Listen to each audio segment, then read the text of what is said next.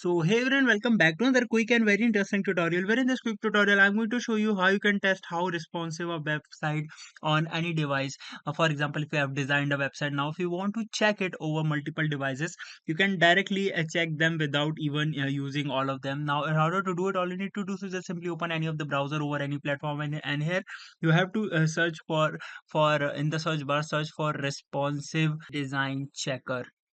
You can see the right URL over there. Just simply go to there and wait for it to respond, and once it gets open, it will ask you to paste the URL of your website.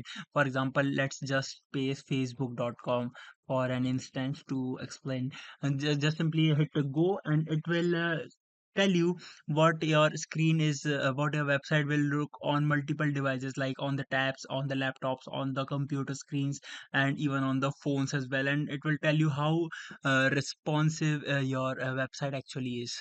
Alright, so that's it for this tutorial. I hope this video will be helpful for you. Make sure to hit the like button and subscribe button for more such helpful and interesting tutorials. See you in the next one. Take care.